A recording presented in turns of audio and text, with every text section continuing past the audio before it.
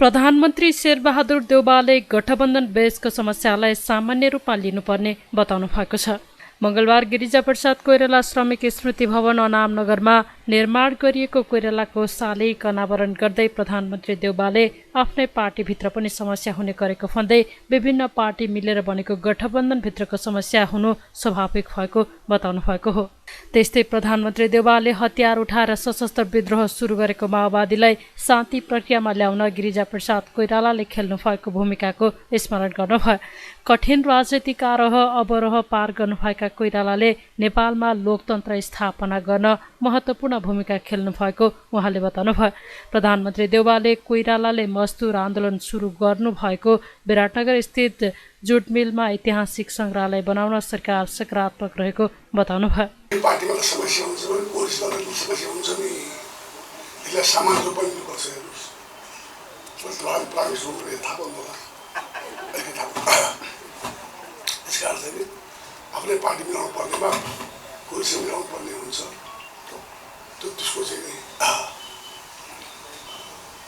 आवश्यकता त्यो हो। त्यस कारण चाहिँ त्यहाँतिर साथीहरू बुझ्नुपर्छ भन्ने लाग्छ मलाई। अरू मलाई धेरै कुरा यहाँ भन्नु छैन। नेपाली काङ्ग्रेसका स्वर्गीय गिरिजाप्रसाद कोइरालाको नेता गिरिजाप्रसाद कोइरालाको समितिमा बनेको शालिग अब अनावरण गर्न पाउँदा अत्यन्त खुसी लागेको छ। यस किसिमको कार्यक्रमको लागि नेपाल ट्रेड युनियन काङ्ग्रेसका पदाधिकारीज्यूहरूलाई हार्दिक धन्यवाद दिन चाहन्छु। स्वर्गीय नेता कोइराला आफ्नो गृहनगर विराटनगरमा जुट मिलको श्रमिक आन्दोलनको नेतृत्व गरी आफ्नो राजनीतिक जीवन सुरु गर्नुभएको थियो। 2004 सालमा कोइरालाले नेपाल मजदुर काङ्ग्रेसको स्थापना गर्नुभएको थियो, जुन पछि नेपाल ट्रेड युनियन काङ्ग्रेसको रूपमा परिणत भएको थियो। विभिन्न जनआन्दोलनको नेतृत्व गर्नुभएका स्वर्गीय गिरिजाप्रसाद कोइराला एक निर्भीक नेताको रूपमा परिचित हुनुहुन्थ्यो। स्वर्गीय कोइराला विष्णु 48 सालमा जननिर्वाचित प्रधानमन्त्री बन्नुभएको थियो।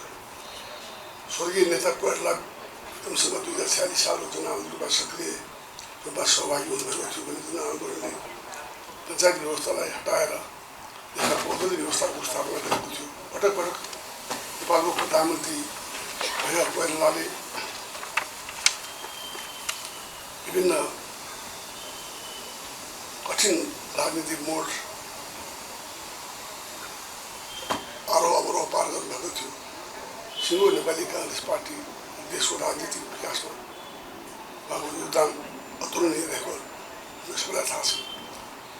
यो पुरुष शिखर पुरुष राजनेताको उहाँले चिन्नुभएका कोइरालाले मुलुकमा प्रजातन्त्र लोकतान्त्रिक गणतन्त्र स्थापनाका अहम भूमिका निर्वाह गर्नुभएको थियो। त्यति मात्रै होइन, कोइरालाले शान्ति प्रक्रिया मार्फत आज हतियार उठाएर हिँडेका पार्टीलाई पनि आज शान्ति प्रक्रियामा ल्याउनु भएको थियो। कार्यक्रममा कांग्रेस उपसभापति धनराज गुरुङले संविधानको रक्षाका लागि आजका दिनमा गठबन्धनलाई सही ढङ्गले अगाडि बढाउनु पर्ने उल्लेख गर्नुभयो। उपसभापति गुरुङले स्वर्गीय कोइराला कुशल संगठनकर्ता भएको स्मरण गर्नुभयो। हाम्रो मिसन बनेको संविधान जोगाउने मिसन, त्यही मिसन बमोजिम हामीले एलायन्स गऱ्यौँ हिजोका दिनमा र एलायन्सको जहाज चढ्यौँ। आज जहाजको ल्यान्डिङ नहुँदै फेरि हामीले एकले अर्कोलाई आरोप र प्रत्यारोप गर्न थाल्यौँ भने हामी अपरिपक्व राजनीतिज्ञ हौँ भन्ने कुरा हामी आफैले प्रमाणित गरेको हुन्छ। त्यस कारणले निवेदन गर्न चाहन्छु म कि आज यही कार्यदिशा लिएर अघि बढ्नुपर्ने अवस्था छ। त्यसो भएको कारणले गर्दा निवेदन गर्न चाहेँ मैले कि कुशलताका साथ सकुशलताका साथ आउने मङ्सिरतिर सायद मलाई लाग्छ हामी जहाजलाई अवतरण गर्न सक्छौँ भन्ने मलाई विश्वास छ। अब एउटा मात्र कुरा निवेदन गरेर बिदा हुन चाहन्छु कि 80 वर्ष पहिले हामी जस्तै गरिब मुलुक मलेसिया आज समृद्ध राष्ट्रको कित्तमा उभिएको छ। 80-90 वर्ष पहिलेसम्म हामी जस्तै गरिब मुलुक सिङ्गापुर संसारमा एउटा समृद्ध राष्ट्रको मोडेल बनेको छ, मोडेल राष्ट्र बनेको छ। तर हामी आज पनि किन गरिब भइरह्यौँ? हिजो गरिब थियौँ, आज गरिब छौँ। तर हामीले नेतृत्व गरिरहँदाखेरि भोलि पनि गरिब बनाइरहने गरेर हाम्रो कार्यव्यवहार हुन हुन्न, मेरो कार्यव्यवहार हुन हुन्न। हिजो गरिब भयौँ, आज गरिब छौँ, तर भोलि पनि देशलाई मुलुकलाई गरिब बनाइरहने छुट कसैले पनि हुन्न भन्ने कुरा पनि म निवेदन गर्न चाहन्छु। त्यसैले हाम्रो अर्जुन दृष्टि कहाँ हो भन्दाखेरि हाम्रो अर्जुन दृष्टि भनेको यो मुलुकलाई, यो व्यवस्थालाई समृद्धिसँग जोड्न आवश्यक छ। हामी पटक पटक चुक्यौँ कि व्यवस्था परिवर्तन गऱ्यौँ तर जनताको अवस्था परिवर्तन गर्न सकेनौँ। त्यस कारणले निवेदन गर्न चाहे मैले कि अब हामीले व्यवस्था मात्रै परिवर्तन गरिरहने होइन, अवस्था पनि परिवर्तन गर्नु छ, मुलुकलाई पनि रूपान्तरण सँगसँगै गरेर अगाडि बढ्नु छ। त्यस कारणले गर्दाखेरि मुलुकको रूपान्तरण गर्नु छ भने पहिला धनराज गुरुङ आफै रूपान्तरित हुन आवश्यक छ। आफै रूपान्तरित नहुने धनराज गुरुङहरूले देशलाई रूपान्तरित गर्न सक्दैन भन्ने कुरा मलाई विश्वास छ। त्यसो भएको कारणले गर्दाखेरि कि म धनराज गुरुङहरू पहिले आफै रूपान्तरित भएर मात्रै देशको रूपान्तरणको कुरा गर्नुपर्छ भन्ने कुरा पनि म निवेदन गर्न चाहन्छु। त्यस्तै नेपाल ट्रेड युनियन कङ्ग्रेसका अध्यक्ष पुष्कर आचार्यले मजदुरको हक अधिकार रक्षाका लागि नेपाल ट्रेड युनियन कङ्ग्रेसले महत्त्वपूर्ण भूमिका खेलेको बताउनुभयो।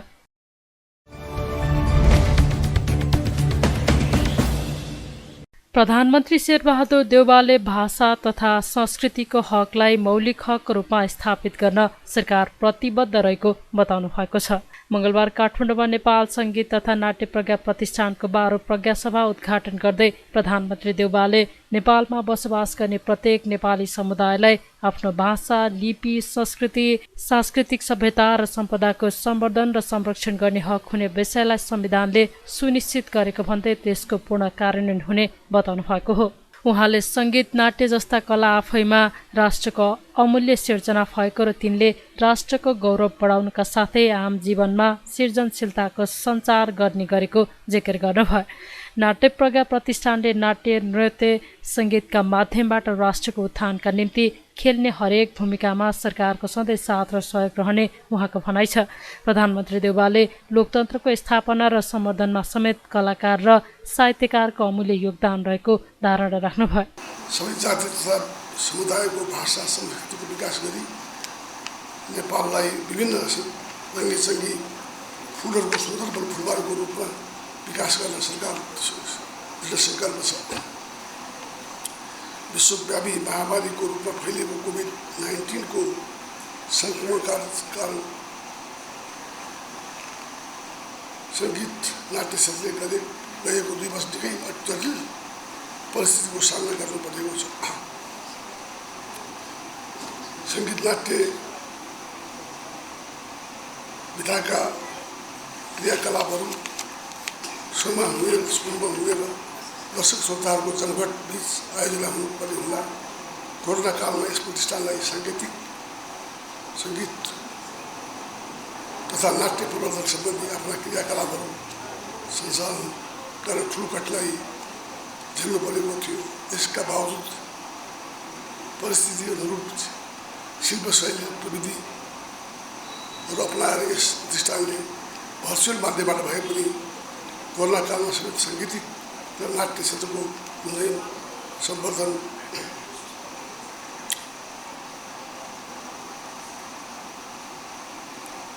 विशिष्ट साधकहरूको चयन गरी उहाँलाई वर्षौं राष्ट्रिय प्रज्ञा पुरस्कारबाट सम्मानित गर्ने प्रशंसनीय कार्य गर्न सकेकोमा यस निम्ति प्रतिष्ठान परिवार र सम्बन्ध कलाकारलाई हार्दिक धन्यवाद व्यक्त गर्न चाहन्छु। प्रदर्शनमूलक गतिविधिहरूका साथै सङ्गीत नाट्य क्षेत्रको संरक्षण तथा सम्वर्धनमा दिगो प्रभाव पार्ने खालका अनुसन्धान, अभिलेखकरण, प्रशिक्षण र पूर्वाधारहरूको क्षेत्रमा काम गर्दै प्रज्ञा प्रतिष्ठान पूर्वमा ओखलढुङ्गाको बालुङ समुदायदेखि पश्चिम दार्चुलाको सौका समुदायसम्म पुग्यो थाहा पाउँदा मलाई थप सन्तोषको विषय भएको छ। प्रतिष्ठानले विभिन्न नेपाली लोक बाजा तथा लोक नेतृत्वको पहिचान र प्रशिक्षण, नाट्य प्रविधिको क्षेत्रमा विशेष प्रशिक्षण, बाल नाट्य महोत्सव, लोकबोल्नु सङ्गीत परम्पराको संरक्षणलाई एक प्रदेश एक परम्परा आदि कार्यक्रमहरूको आयोजना गरी देशको विभिन्न भूगोल समुदायसम्म आफूलाई पुर्याएको छ। यस क्षेत्रबाट राज्यको सांस्कृतिक विविधताको संरक्षण सँगसँगै राष्ट्रिय एकताको सूत्रलाई थप बलियो बनाउन मद्दत पुग्नेछ। कार्यक्रममा संस्कृति पर्यटन तथा नागरिक उड्डयन मन्त्री जीवनराम श्रेष्ठले नेपालको कला साहित्य नाट्य क्षेत्र संस्कृतिको विकास र प्रवर्धनको निम्ति आफूले सक्दो पहल गर्ने बताउनुभयो। नेपाल सङ्गीत तथा नाट्य प्रज्ञा प्रतिष्ठानको यो 12औं प्रज्ञा सभाको सुअवसरमा उपस्थित सम्पूर्ण स्रष्टाहरूका सृजनशीलतालाई संस्कृति पर्यटन तथा नागरिक उड्डयन मन्त्रालय तथा मेरो व्यक्तिगत तर्फबाट हार्दिक बधाई तथा शुभकामना व्यक्त गर्दछु। कोरोना-19 को विश्वव्यापी महामारीले हाम्रो देशमा पनि निकै नोक्सानी पुर्यायो। राष्ट्रका अन्य क्षेत्र जस्तै सङ्गीत तथा नाट्य क्षेत्रका कैयौँ प्रतिभाहरूलाई हामीबाट सधैँका लागि खोसेर लग्यो। दिवंगत प्रतिभाहरूको चिर शान्तिको कामना गर्दै उहाँहरूमा श्रद्धा सम्मान अर्पण गर्दछु। साथै शोकाकुल परिवारजनप्रति हार्दिक समवेदना व्यक्त गर्दछु। महामारीको कठिन समयमा पनि यस प्रतिष्ठानले वैकल्पिक उपाय भर्चुअल माध्यम अपनाएर आफ्ना गतिविधिहरूलाई समुदायबीच पुर्याउने र विपदलाई धैर्यतापूर्वक सामना गर्न सिकाउने अनि अघि बढ्न प्रेरित गर्ने जुन प्रयास गरेको छ ज्यादै सराहनीय छ। वास्तवमा सच्चा कलाले मानिसलाई बाँच्न सिकाउँछ। हाम्रा कतिपय लोक सङ्गीत लोकनाट्य लोकनृत्य लोप भइसकेका छन्। कतिपय क्रमशः लोप हुँदै गइरहेको अवस्था छन्। यिनको संरक्षण र सम्वर्धन गर्नु हाम्रो एक महत्त्वपूर्ण अभिभारा हो भने विश्व मञ्चमा हाम्रा सङ्गीत तथा नाट्य कलालाई प्रस्तुत गर्नु पनि अर्को महत्त्वपूर्ण काम हो भन्ने मलाई लाग्दछ। त्यसरी नै यस क्षेत्रका दीर्घ साधकहरूको सम्मानका साथै भावी पुस्ताका सहभागिता बढाउँदै लैजानु पनि उत्तिकै महत्त्वपूर्ण काम हो। देशका विभिन्न भागमा बसेर साधनारत स्रष्टाहरूको भरोसाको केन्द्र यस प्रतिष्ठानले राष्ट्रले अपेक्षा राखेको लक्ष्य प्राप्तिमा अझ सुस्पष्टका साथ आफ्नो गर्विलो यात्रामा कति विचलित नभई अघि बढिरहोस्। यस काममा प्रतिष्ठानलाई सरकारका तर्फबाट सदैव साथ रहनेछ भन्ने विश्वास दिलाउन चाहन्छु। त्यस्तै नेपाल ललित कला प्रज्ञा प्रतिष्ठानका कुलपति के कर्मचारीले नेपाली साहित्य क्षेत्रको विकासमा सबै लाग्नुपर्ने जिकिर गर्नुभयो।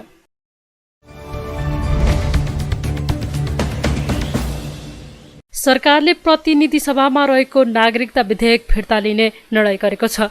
मन्त्री परिषदको मङ्गलबार बसेको बैठकले नागरिकता विधेयक फिर्ता लिने निर्णय गरेको हो। प्रतिनिधि सभामा विचाराधीन नेपाल नागरिकता ऐन 2063लाई संशोधन गर्न बनेको विधेयक फिर्ता लिने निर्णय भएको एक मन्त्रीले जानकारी दिए। तत्कालीन केपी शर्मा ओली नेतृत्वको सरकारले 2075 साउन 22मा प्रतिनिधि सभामा नागरिकता विधेयक दर्ता गरेको थियो। विधेयकमाथि प्रतिनिधि सभाको राज्य व्यवस्था तथा सुशासन समितिले झण्डै 2 वर्ष दफावार छलफल गरी प्रतिवेदन प्रतिनिधि सभामा पेश गरेको थियो। प्रतिवेदन प्रतिनिधि सभामा विचाराधीन रहेको अवस्थामा सरकारले विधेयक नै फिर्ता लिने निर्णय लिएको हो।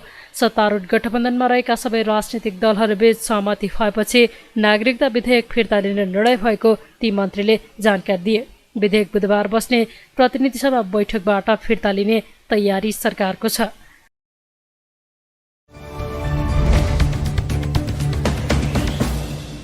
सांसदहरूले काठमाडौँ उपत्यकाको सुरक्षा व्यवस्था केन्द्रकै मातहतमा राख्न सुझाव दिएका छन्। सिंहदरबारमा मङ्गलबार बसेको प्रतिनिधि सभा अन्तर्गतको राज्य व्यवस्था तथा सुशासन समितिको बैठकमा नेपाल प्रहरी र प्रदेश प्रहरी कार्य सञ्चालन सुपरिवेक्षण र समन्वय ऐन 2076लाई संशोधन गर्न बनेको विधेयकमाथि छलफल गर्दै अधिकांश सांसदहरूले यस्तो सुझाव दिएका हुन्। सुरक्षा संवेदनशीलतालाई मध्यनजर गर्दै उपत्यकाको सुरक्षा व्यवस्था केन्द्रकै मातहतमा राख्नुपर्ने उनीहरूको भनाइ छ। बैठकमा माओवादीका केही सांसदहरूले भने मुलुक संघीयतामा गइसकेकाले उपत्यकाको सुरक्षा पनि प्रदेशलाई नै दिँदा उपयुक्त हुने धारणा राखेका थिए। बैठकमा कङ्ग्रेस सांसद डिला सङ्ग्रोलाले ललितपुर र भक्तपुरको सुरक्षाको जिम्मा सङ्घले राख्ने व्यवस्था उचित रहेको बताउनुभयो। उहाँले मुलुकको राजधानी काठमाडौँ उपत्यका भएकाले सुरक्षा संवेदनशीलतालाई संघीयतासँग जोडेर प्रदेशको अधिकार खोसियो भन्न नमिल्ने धारणा राख्नुभयो। मेरो तर्क भनेको यो दफा 10 को क जुन सरकारले ल्याएको छ कोडै गरेर काठमाडौँ ललितपुर भक्तपुर जुन प्रदेशलाई दिएको अधिकार चाहिँ नेपाल प्रहरीलाई दिनुपर्छ, सङ्घलाई दिनुपर्छ भनेर आएको छ। यसमा म सहमत छु। यो सहमतिका पनि मेरा 2-4 तर्कहरू छन् सभापतिज्यू। पहिलो तर्क भनेको के हो भने हामी यो केन्द्रमा सङ्घमा हामी छौँ। केन्द्रीय शासन भन्ने केन्द्रीय शासन हुनु पर्यो भन्ने कुरा होइन कि। त्यसकारणले गर्दा यो केन्द्रको राजधानी पनि हो नि त। सङ्घमा हेड अफ द स्टेट, राष्ट्रपति, उपराष्ट्रपति, प्रधानमन्त्री, सारा मन्त्रीहरू हामी मान्ने पनि विभिन्न प्रदेशबाट यही ठाउँमा छौँ कि। यो 3टा जिल्लाको राष्ट्रिय सुरक्षा र सुरक्षा जस्तो संवेदन विषयलाई चाहिँ हामीले संहितासँग गाँसेर प्रदेशको अधिकार खोसियो भन्न मिल्छ र? त्यस कारणले गर्दा चाहिँ यो जुन आएको छ यसलाई चाहिँ नेपाल प्रहरीले हेर्ने गरी आएको छ, यो ठिक छ। दोस्रो, हामीले औलाउन पर्ने अन्तर्राष्ट्रिय अभ्यासहरू, प्रयोगहरूलाई पनि हामीले हेर्नुपर्छ।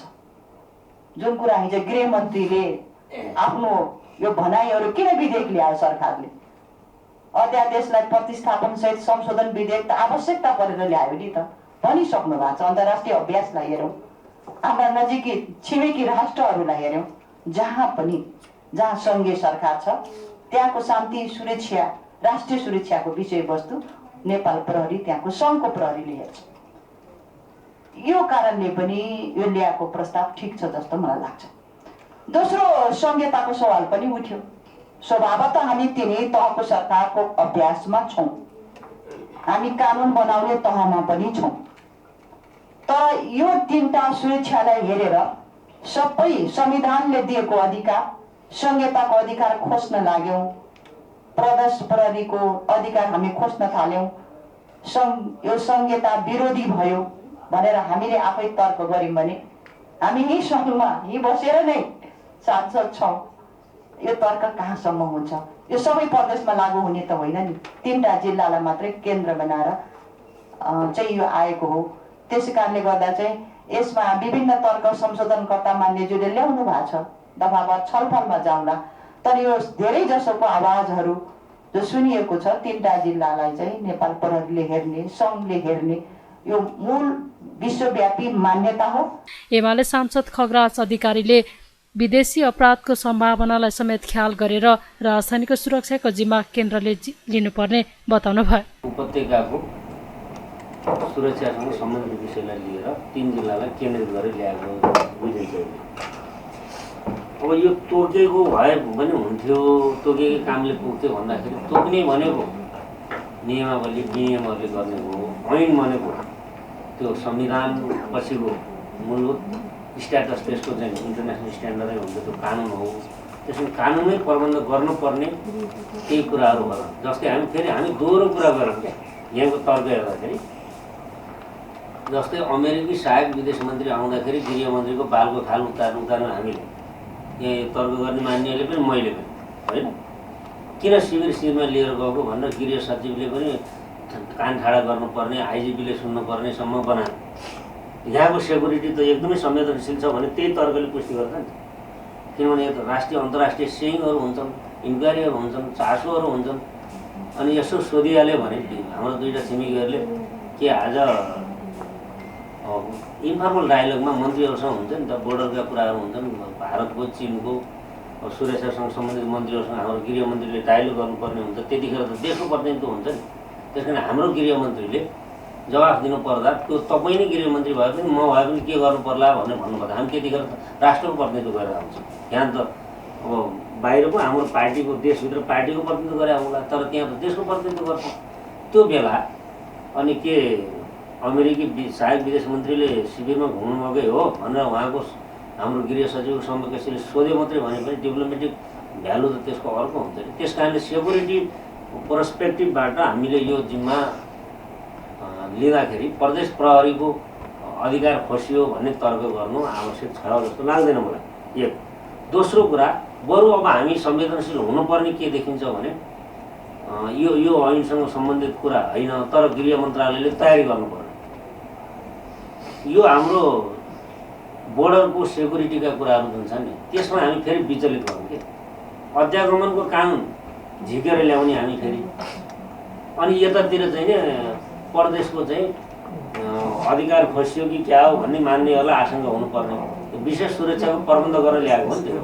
यसको लागि हामी सबै वेल स्किल हुनु पऱ्यो, इक्विप्ड हुनु पऱ्यो। हामी सम्पूर्ण कुरा चाहिँ सेन्ट्रलले थाहा पाउनु पऱ्यो, प्रदेश हुँदै थाहा पाउनु पर्ने भन्दा पनि यहाँ डिप्लोमेटिक मिसनहरू त यहीँ बस्छ, कूटनीतिक नियोगहरू त्यसमा सुरक्षा थ्रेट हुन्छ कहिलेकाहीँ अब कतिौँमा पऱ्यो भन्ने हुन्छ भारतको प्रधानमन्त्री है, अमेरिकाको चाहिँ नि राष्ट्रपति, चिनको राष्ट्रपति या उनीहरूका चाहिँ नि विदेश मन्त्रीहरू आउँदा। त्यस्तै माओवादी सांसद यशोदा सुवेदी गुरुङले प्रदेश प्रहरीको अधिकार क्षेत्रलाई हस्तक्षेप गर्न नहुने बताउनुभयो। उपत्यकाको सुरक्षाको विषय भनेर प्रदेशको अधिकार कटौती गर्न नहुने उहाँको भनाइ छ। हामीले प्रदेश प्रहरीलाई चाहिँ क्रियाशील बनाउनको लागि प्रदेश प्रहरीलाई चाहिँ के अरे उसको अधिकार क्षेत्रमा चाहिँ प्रतिबद्ध गराउनको लागि चाहिँ उसको अधिकारहरूलाई चाहिँ व्यवस्थित गरेर कसरी लैजाने भन्ने चिन्ताबाट भन्दा पनि अब सङ्घीय प्रहरीलाई नै नियन्त्रण के अरे सङ्घीय प्रहरीकै नियन्त्रणमा ल्याउने गरेर चाहिँ अब अधिकार प्रदेश प्रहरीको अधिकारलाई चाहिँ सङ्घीय प्रहरीकै नियन्त्रणमा ल्याउने गरेर चाहिँ गरेका छौँ। यद्यपि एउटा कुरा चाहिँ कस्तो भ्याली उपत्यकाको सवालमा राजधानी भएको हुनाले एउटा तर्क चाहिँ यहाँहरूले जो गरिरहनु भएको छ त्यो तर्कमा दम छैन, मैले भन्न खोजेको होइन, दम छ। भ्यालीको उपत्यकाको सुरक्षा राजधानीको हिसाबले एउटा सुरक्षा घेरा हुने भयो, अर्को चाहिँ यहाँको जनसङ्ख्या र यहाँको के अरे व्यावसायिकता, यो कारणले पनि अब यहाँको सुरक्षालाई चाहिँ गम्भीरतापूर्वक लिने कुरा सरकारले राज्यले लिन खोज्ने कुरा स्वाभाविक कुरा हो। तर यसमा पनि कस्तो छ त भन्दाखेरि हामीले चाहिँ पुरानो ऐनमा हामीले जे व्यवस्था गरेका छौँ त्यो पुरानो ऐनको व्यवस्थाले चाहिँ अपर्याप्त जस्तो लाग्दैन। पुरानो ऐनको व्यवस्था हेर्ने हो भनेपछि यहाँ सङ्घीय प्रहरीको काम कर्तव्य अधिकार भनेर चाहिँ दिएको छ दफा 3 मा पुरानो ऐनको। यो दफा 3 चाहिँ हामीले सर पढ्यौँ र मूलत ख पढ्यौँ। दफा 3 को ख पढ्दाखेरि चाहिँ नेपाल सरकारले तोकेको महत्त्वपूर्ण व्यक्ति, स्थान, निकाय, राष्ट्रिय महत्त्वका आयोजना, अन्तर्राष्ट्रिय विमानस्थल, राष्ट्रिय राजमार्ग तथा विदेशी कूटनीतिक आयोगको सुरक्षा गर्ने भनेर चाहिँ यो भनेको छ। यसले के गर्छ त भन्दाखेरि चाहिँ यो लगायतका अरू सबै यहाँ चाहिँ अब कदेखि चाहिँ द सम्म यसको व्यवस्था छ। यो सबै हेर्दाखेरि चाहिँ प्रदेश प्रहरीलाई आवश्यक समन्वय गरेर नेपाल प्रहरीले धेरै नै काम गर्न सक्छ। त्यसमा पनि अब नेपाल सरकारको सहयोग भयो भनेपछि, नेपाल सरकारले तोकिदियो भनेपछि यसले धेरै ठाउँ चाहिँ लिएर काम गर्न सक्ने भएपछि त भ्यालीको सुरक्षाको लागि चाहिँ धेरै समस्या पर्छ जस्तो चाहिँ मलाई लाग्दैन। त्यो बाटो चाहिँ हामीले कति हेऱ्यौँ होइन। त्यस्तै अर्को अनुसन्धानको, यहाँ मैले ठ्याक्कै दफा हेर्दै कहाँ छु त्यो अनुसन्धानको विषयमा पनि के छ भन्दाखेरि चाहिँ यत्तिकै नेपाल प्रहरीलाई अनुसन्धानका जो विषयहरू तोकिदिएको छ यो ऐनले, त्यसले पनि के छ त नेपाल प्रहरीले अनुसन्धान गर्नेबाट दफा 4 मा चाहिँ अनुसन्धानका विषयहरू पनि जो तोकिदिएको छ, यसले पनि के गर्छ त भन्दाखेरि चाहिँ धेरै ठाउँमा नेपाल के अरे अनुसन्धान गर्न पाउने व्यवस्था गरेको हुनाले चाहिँ भ्यालीको सुरक्षा, काम कर्तव्य अधिकार र अनुसन्धानको दफा 3 र दफा 4 लाई हेर्दाखेरि चाहिँ यो नेपाल प्रहरी चाहिँ समृद्ध नै छ र पर्याप्त नै छ भन्ने लाग्छ। यो भ्यालीलाई अलग गरेर नेपाल प्रहरीले मात्रै हेर्ने गरेर व्यवस्था गर्न पर्ने आवश्यकता चाहिँ त्यतिका मैले देखिनँ मेरो आफ्नो अनुसारबाट हेर्दा।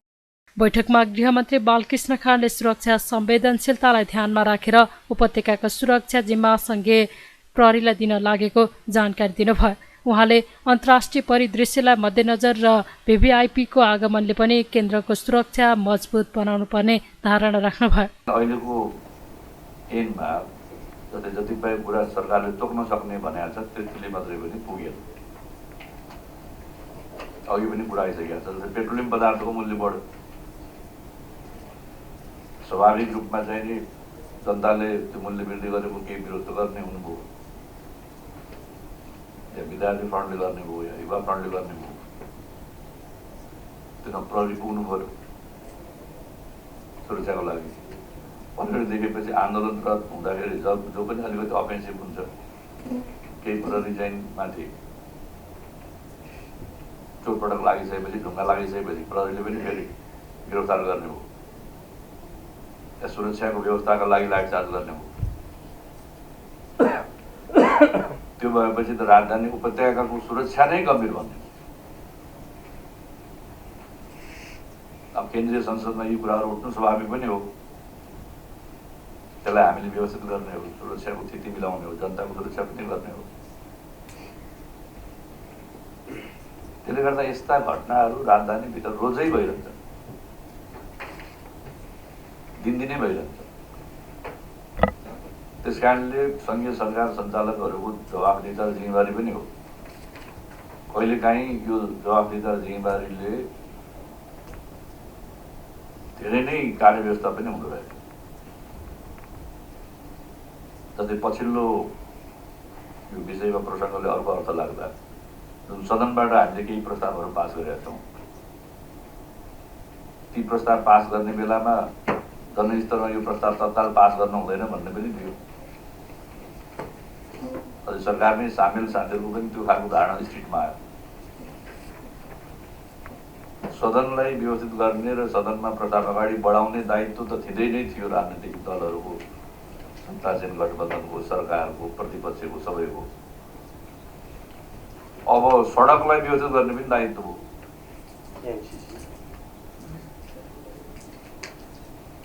हजुर सुन्नुभयो र भनेर सुन्नुभयो।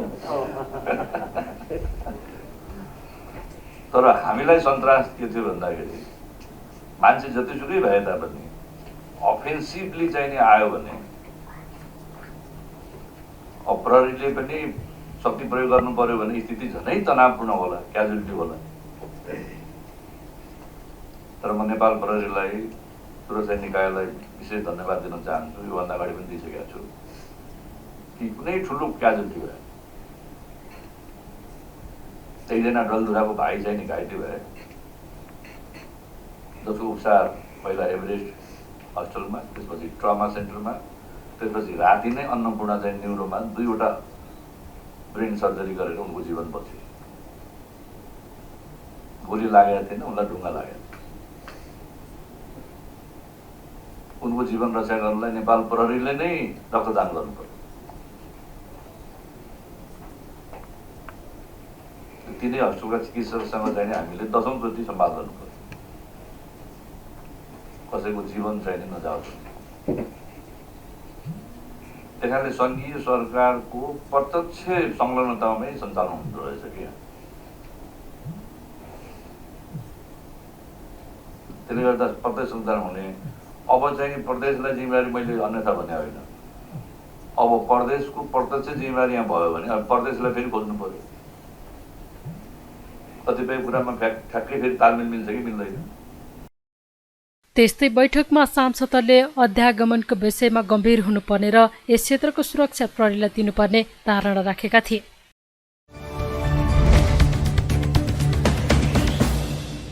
नेपाल रेड क्रस सोसाइटीमा दुई पक्षबीच विवाद भएपछि प्रहरीले हस्तक्षेप गरेको छ।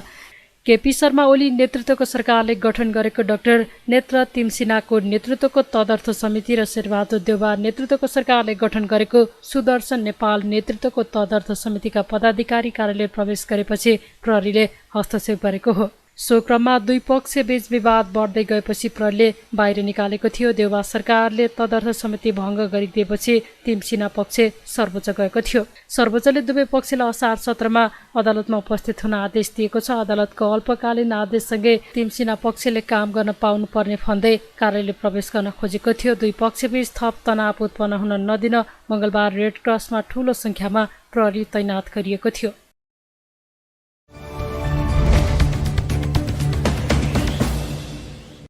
रामेछापबाट काठमाडौँ आउँदै गरेको बस दुर्घटनामा मृत्यु हुनेको सङ्ख्या 14 पुगेको छ। जिल्ला प्रहरी कार्यालय रामेछापका अनुसार 4 जनाको उपचारका क्रममा काभ्रेको धुलीखेल अस्पतालमा मृत्यु भएको छ। रामेछापको सुनापति गाउँपालिका 5 सीमानामा बा 3 ख 8396 नम्बरको बस मङ्गलबार बिहान दुर्घटना हुँदा 9 जनाको घटनास्थलमा मृत्यु भएको थियो।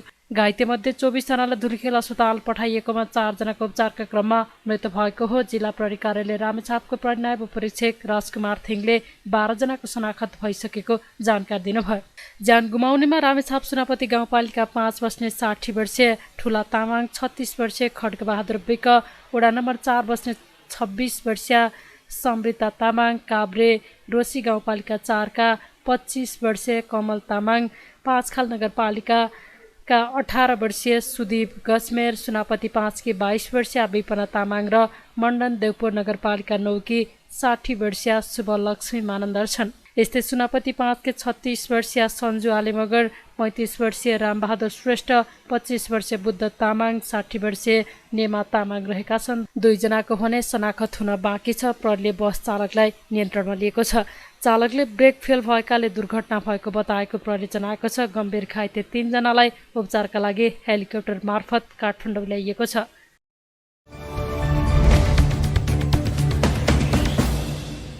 संघीय मामिला तथा सामान्य प्रशासन मन्त्री राजेन्द्र प्रसाद श्रेष्ठले निजामती कर्मचारीहरूलाई सहज रूपमा काम गर्ने वातावरण बनाउने बताउनु भएको छ। मंगलबार मन्त्रालयले आयोजना गरेको कर्मचारीको नयाँ सोच इनोभेटिभ आइडिया प्रस्तुतका लागि प्रतिभा डबली अन्तिम चरणको छनौट कार्यक्रममा बोल्दै उहाँले जनताको काम गर्ने निजामती कर्मचारीहरूलाई काम गर्ने वातावरण सरकारले बनाउने बताउनु भएको हो। उहाँले आगामी दिनमा कर्मचारीको अध्ययन र अनुसन्धानको पाटोलाई थप सुदृढ गर्ने विश्वास व्यक्त गर्नुभयो। यसरी प्रतियोगिताको माध्यमबाट अगाडि सार्दा अझ उहाँहरूमा भविष्यमा राम्रो काम गर्ने, अध्ययन अनुसन्धान गर्ने र निजामती सेवा मात्रै होइन यसको प्रभाव अन्यत्र पनि यसले विकास गर्दै विस्तार गर्दै जान्छन्।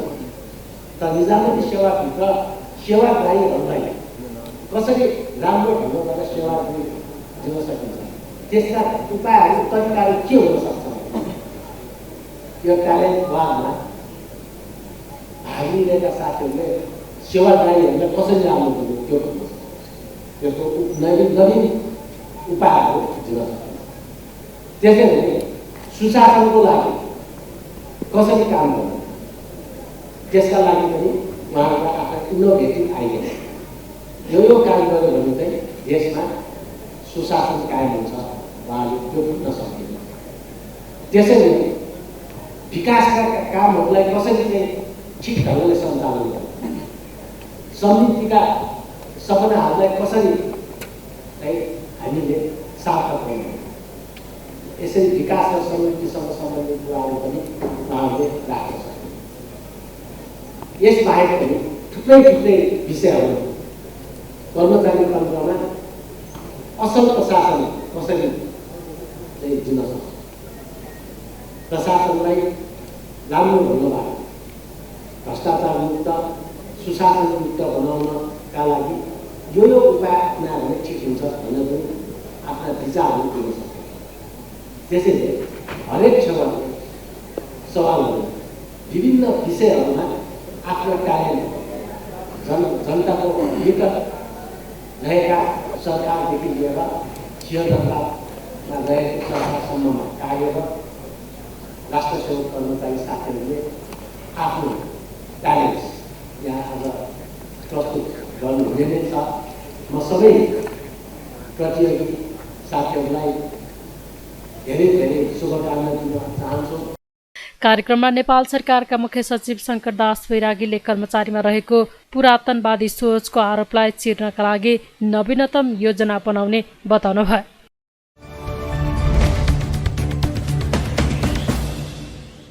अर्थमन्त्री जनार्दन शर्माको राजीनामा माग्दै युवा सङ्घ नेपालले काठमाडौँमा विरोध प्रदर्शन गरेको छ। अर्थमन्त्री शर्माले बजेट निर्माणका क्रममा मन्त्रालयमा बिचौलिया प्रवेश गराएको र पछि सीसीटीभी फुटेज डिलिट गरेको आरोप लगाउँदै युवा सङ्घले काठमाडौँको सिंहदरबार स्थित हनुमान स्थानमा विरोध प्रदर्शन गरेका हुन्। उनीहरूले अर्थमन्त्रीले व्यापारिक व्यवसायीलाई पोस्ने काम गरेको भन्दै राजीनामा दिनुपर्ने माग गरेका छन्। प्रदर्शनमा सहभागीहरूले सीसीटीभी फुटेज खाने, अर्थपूर्ण मुसा, गठबन्धनको डेटिङमा बजेट आयो सेटिङमा लगायत लेखिएको प्लेकार्ड प्रदर्शन गरेका थिए। युवा सङ्घ नेपालका किरण पौडेलले अर्थमन्त्रीलाई कारबाही स्वरूप बर्खास्त नै गर्नुपर्ने बताउनुभयो। उहाँले छानबिन समिति बनाए अर्थमन्त्रीलाई नै चोख्याउने काम हुने भएकाले समितिको कुनै औचित्य नभएको धारणा राख्नुभयो। विशेष कारबाही स्वरूप उसलाई बर्खास्त गरेको छ भन्ने समाचार हामीले केही बेरमा सुन्न पाऊ, त्यस पछाडि मात्रै हाम्रो यो आन्दोलनको सार्थकता हुनेछ। यदि त्यो भएन भने छानबिन आयोग बनायो, हामी कुनै आयोगको विश्वास गर्दैनौँ, कुनै त्यस्ता किसिमका षड्यन्त्रमूलक विधि प्रक्रियाको विश्वास गर्दैनौँ। हाम्रो माग मात्रै हो यो देशका 3 करोड नेपाली जनताको माग हो। 17,000 नेपाली जनताको रगतमा होली खेलेर शासन सत्ताको स्वादमा लिप्त भएको माओवादी र त्यसको प्रतिनिधित्व गर्दै बनेका अर्थमन्त्री बनेका जनार्दन शर्मा हिजो गाउँमा कति जनयुक्त चलाइरहँदा यिनीहरूले भन्ने गर्थे, गाउँमा कसैले अलिकति धेरै पैसा कमायो भने उनीहरूलाई सामन्ती भन्थे, उनीहरूलाई नवधनान्ते भन्थे, नवपुँजीवादी भन्थे र घाँटी रेतेर हत्या गर्थे। गाउँमा कसैले उद्यम गर्यो, कसैले केही अलिकति आय आर्जनको काम गर्यो भने उनीहरूलाई सामन्ती भन्थे र घाँटी रेट्थे, हातखुट्टा छिनाउँथे, खोलामा बगाउँथे, जिउँदै जलाउँथे। आज त्यही माओवादी सत्तामा छ, त्यही माओवादीको लडाकु ब्याकग्राउन्डबाट आएको एउटा कथित लडाकु व्यक्ति अर्थमन्त्री भएको छ।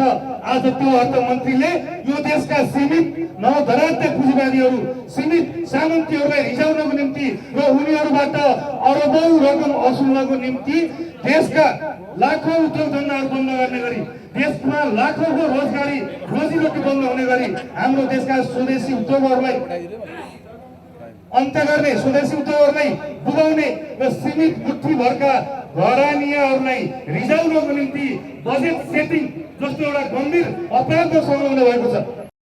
युवा सङ्घले अर्थमन्त्रीको राजीनामा नआएसम्म आन्दोलन जारी रहने चेतावनी दिएको छ।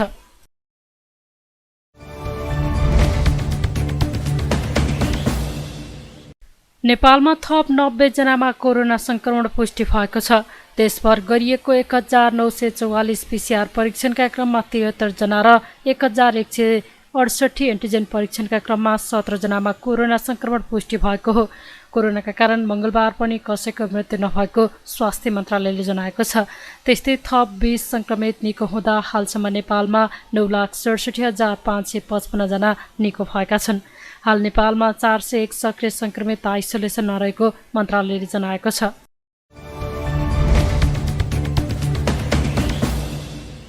सरकारले स्थानीय समुदाय, महिला तथा संहिता विरोधी वन नियमावलीलाई स्वीकृत गरेर राजपत्रमा प्रकाशित गरेको भन्दै सामुदायिक वन उपभोक्ता महासंघले नियमावली जलाएका छन्। मंगलबार वन परिसरमा विरोध प्रदर्शन गर्दै उनीहरूले नियमावलीको प्रति जलाएका हुन्। उनीहरूले वन नियमावली नीतिगत भ्रष्टाचार बढाउने गरी आएको सामुदायिक वन 7औं कार्यशाला गोष्ठीको घोषणा पत्र विपरीत आएको र वन ऐन 2076 समेत विपरीत भएको भन्दै वन नियमावली खारेज गर्न माग गरेका हुन्। सामुदायिक वन उपभोक्ता महासंघकी अध्यक्ष भारती पाठकले वन नियमावलीको विषयमा महासंघले दिँदै आएको सुझावको विपरीत नियमावली आएको आरोप लगाउनुभयो। संविधान विपरीत नियमावली आएको र यसले वन उपभोक्ता समूहको अधिकारलाई कुण्ठित गरेको उहाँले बताउनुभयो। र पटक पटक हामीले नेपाल सरकारसँग के आग्रह गर्यौं भने हिजो भर्खरै बहुदल आएको बेला समुदायको अधिकार सुनिश्चित गर्ने गरी जुन वन ऐन बनेको थियो त्यो वन ऐनलाई चाहिँ नयाँ बनाउनुपर्छ भनेर चाहिँ संविधान प्राप्त भएपछि वन ऐन 2076 बन्यो। वन ऐन 2076 बनिसकेपछि वन ऐन 2076 लाई कार्यान्वयन गर्ने गरी वन नियमावली समयमै बन्नुपर्छ भनेर हामीले सरकारलाई पटक पटक आग्रह गर्यौं, अनुरोध गर्यौं। 2076 सालमा वन ऐन आइसकेपछि सरकारले यति धेरै चाहिँ वन नियमावली नबनाइकन यति धेरै समय लियो कि वन ऐनलाई कार्यान्वयन गर्न नदिनको लागि 76 पछि अहिले आएर 79 मा मात्रै वन नियमावली बनायो र त्यति बेला वन नियमावलीको ड्राफ्ट बाहिर आउँदाखेरि हामीले सञ्चारकर्मी साथीहरूलाई आग्रह गरेका थियौँ कि पुरै समुदायको अधिकार कटौती गर्ने गरी वन ऐन 2076 ले दिएको अधिकार, त्यसै गरी संविधानमा चाहिँ प्राकृतिक स्रोतमाथि स्थानीय समुदायको अग्राधिकारको विषयमा प्रष्ट रूपमा लेखिएको छ। तर संविधानलाई कार्यान्वयन नगर्ने गरी कानुन बन्ने, कानुनलाई कार्यान्वयन नगर्ने गरी कानुनको विरुद्धमा गएर चाहिँ नियमावलीहरू सरकारले बनाउने जुन दुष्प्रयास गर्यो त्यो ड्राफ्ट आउने बित्तिकै हामीले सार्वजनिक रूपमा सरकारसँग आग्रह गरेका थियौँ कि उपभोक्ताको अधिकार कुण्ठित हुने गरी तपाईँले वन नियमावली ल्याउनु भयो भने देशभरिका 1.5 करोड जनता मात्रै छैनन् कि सबै नागरिक सङ्गठनहरू राष्ट्रिय अन्तर्राष्ट्रिय स्तरमा जान हामी बाध्य हुनेछौँ भनेर 1 महिनासम्म हामीले स्ट्यान्डअप कार्यक्रम यहाँ आयोजना गरेका थियौँ र सरकारले कार्यदल बनायो।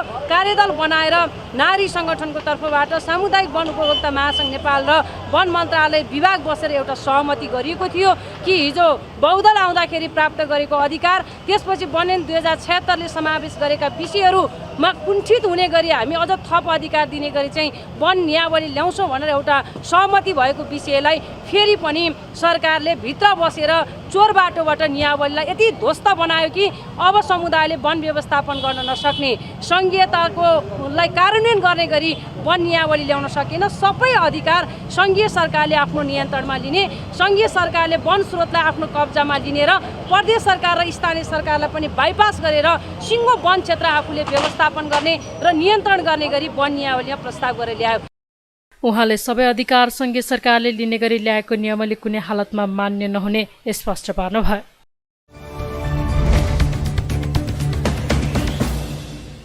उदयपुरको चौदण्डीगढी नगरपालिका वडा नम्बर 5 को सिवाई र बेल्हा जोड्ने ट्युगा नदीको पक्की पुल उद्घाटन अघि नै भाँचिएपछि त्यस क्षेत्रका जनता समस्यामा पर्दै आएका छन्। गत वर्ष असार 19 गते नदीमा आएको बाढीले पुलको स्ल्याब झारेसँगै पुलमाथिबाट हिँड्ने स्थानीयको सपना सोही नदीमा आएको बाढीसँगै बगेको थियो।